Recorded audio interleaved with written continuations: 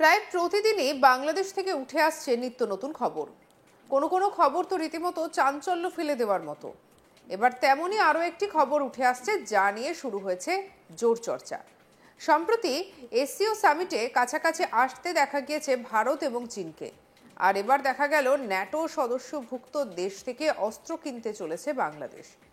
জানা যাচ্ছে বাংলাদেশের সশস্ত্র বাহিনী এখন ক্রমেই তুরস্ক, ইটালি, ইউকে, ফ্রান্স, জার্মানি এবং আমেরিকা সহ ন্যাটো সদস্য দেশগুলির থেকে উন্নত সামরিক প্রযুক্তি ও অস্ত্র সংগ্রহ করছে।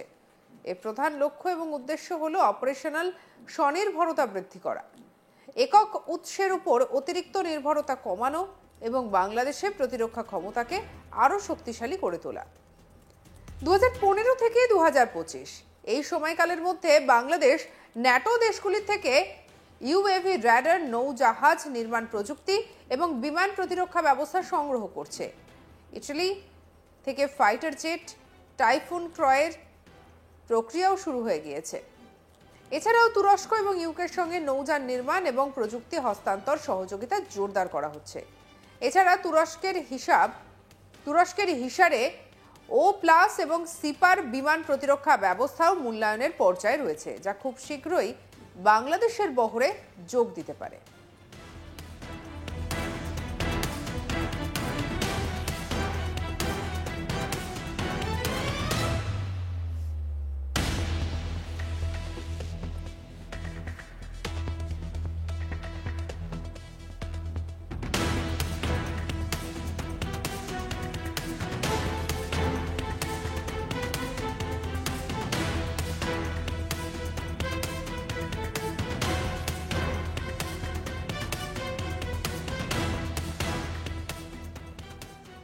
এবার প্রশ্ন হচ্ছে, বাংলাদেশের অন্তর্বর্তী সরকারের প্রধান হওয়ার পর চীন সফর করেছেন মোহাম্মদ ইউনূস।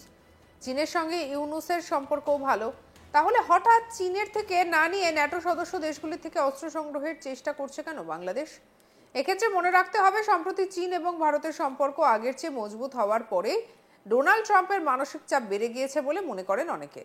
আর সে কারণেই কেউ কেউ প্রশ্ন তুলেছেন, বাংলাদেশের চীনের থেকে না নিয়ে ন্যাটো সদস্য দেশগুলির থেকে অস্ত্র সংগ্রহের ঘটনার নেপথ্যে কি অন্য কোনো সমীকরণ রয়েছে?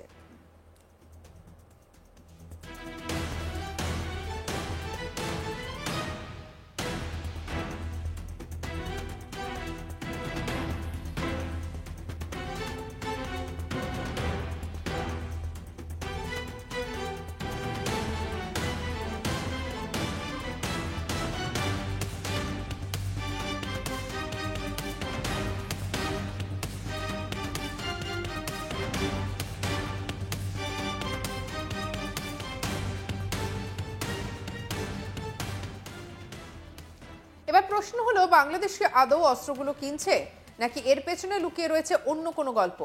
যদিও তিনি এই প্রশ্নের উত্তর অবশ্য বলবে ভবিষ্যৎ।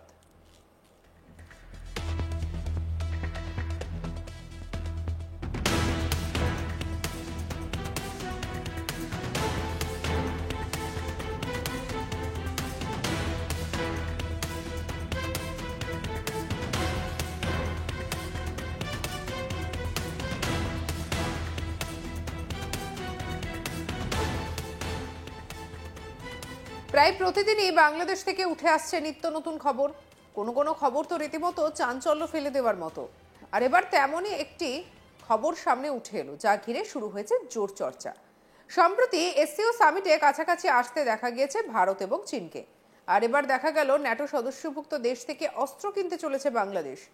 জানা যাচ্ছে বাংলাদেশের সশস্ত্র বাহিনী এখন ক্রমেই তুরস্ক, ইটালি, ইউকে, ফ্রান্স, জার্মানি এবং আমেরিকা সহ ন্যাটো সদস্য দেশগুলির থেকে উন্নত সামরিক প্রযুক্তি এবং অস্ত্র সংগ্রহ করছে।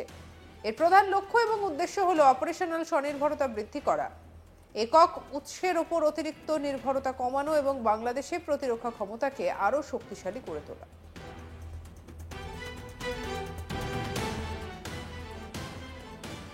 দু 2015 থেকে 2025 এই সময়কালের মধ্যে বাংলাদেশ ন্যাটো দেশগুলির থেকে ইউএভি র্যাডার, নৌজাহাজ নির্মাণ প্রযুক্তি এবং বিমান প্রতিরক্ষা ব্যবস্থা সংগ্রহ করেছে।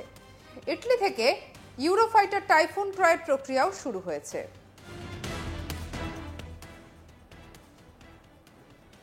সঙ্গে রাখুন আজ তাক বাংলাকে। অন্যান্য খবরের জন্য লাইক, কমেন্ট, শেয়ার, সাবস্ক্রাইব করতে ভুলবেন না।